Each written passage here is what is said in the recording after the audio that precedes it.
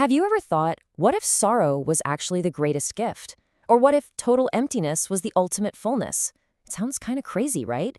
Well, the 13th century mystic Rumi didn't just think about these things. He saw these deep contradictions as the keys to unlocking real wisdom. So today, let's dive into some of Rumi's most powerful poetic paradoxes and see how they might just change the way we look at our own lives. This question, it just turns our whole way of thinking completely on its head. Rumi is suggesting that the very things we spend our lives running from, like emptiness, loss, or just not knowing what's next, might be the only place where something truly new can begin. It's a pretty radical idea, especially today, but it's absolutely central to his entire philosophy. And this quote, wow, it just nails the goal of embracing these paradoxes. So there was this other mystic, Mansur al-Hallaj, who famously declared, "I am God." And you'd think that's the most arrogant thing you could ever say, right?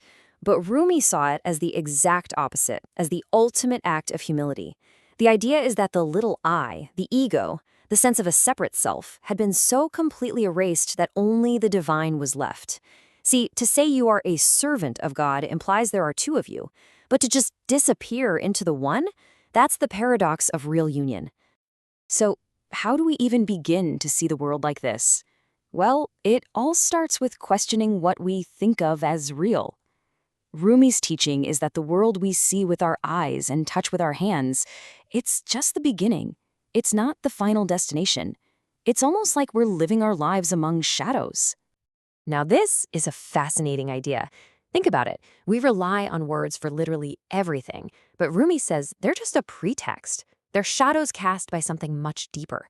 He believed that what truly connects us isn't what we say, but this unspoken inner bond. You know that feeling? It's the silent understanding behind the conversation that actually holds all the power. And Rumi brings this whole abstract idea right down to earth with a simple story. A follower came to visit him, and Rumi pointed out, "Hey, it wasn't my words that brought you here. It was the silent thought of me." And here's the kicker, the big takeaway. If a mere shadow, a thought, a word, is powerful enough to draw you in, can you even imagine the pull of the reality that's casting it? Okay, so once you start questioning the reality outside, it naturally forces you to look inward. And that's where we find the next great paradox, the contradictory nature of being human itself. Rumi captures this with a really startling metaphor, the angel and the ass. What an image, right? It's so vivid. Rumi is saying that every single one of us is this strange, paradoxical creature. We have the divine potential of an angel inside us, that's our soul, our spirit, but it's tied to this stubborn, earthly, kind of clumsy nature of an ass. That's our body, our ego, our worldly desires.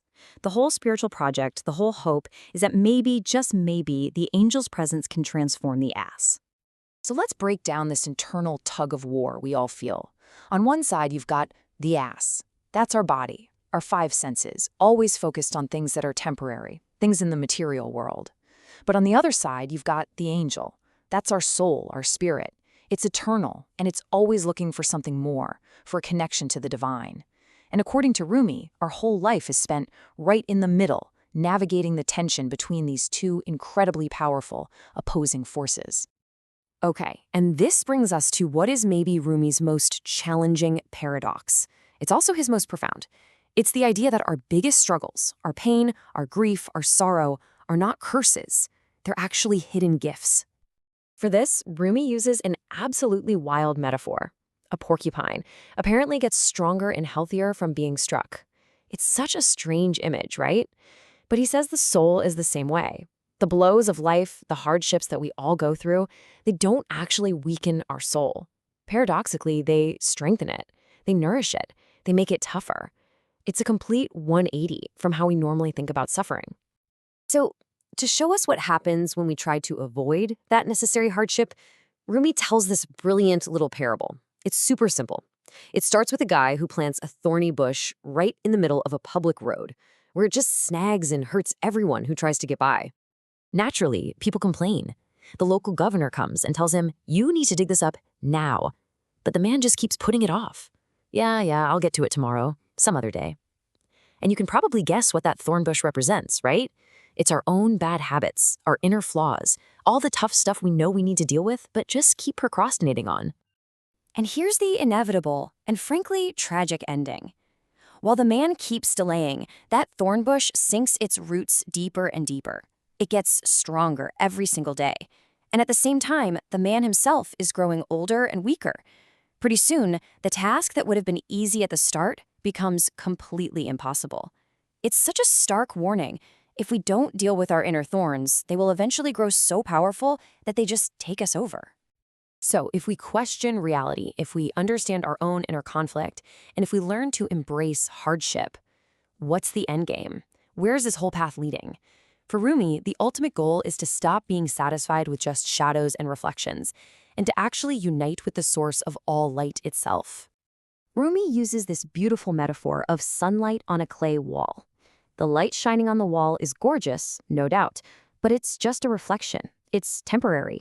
As soon as the sun sets, the light is gone. So Rumi asks, why would you fall in love with the wall? Why attach your heart to temporary things, people, possessions, statuses? Instead, he says, seek the sun itself. Go after the eternal source that creates all that light in the first place. So this journey pretty much unfolds in 3 stages. First, we have to turn away from the reflections.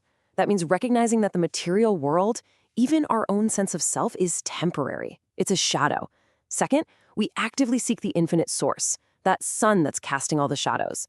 And finally, we get to the ultimate mind-bending goal, not just to see the sun, but to become the sun, to unite so completely with that source that, as Rumi puts it, the fear of separation can no longer cloud our life.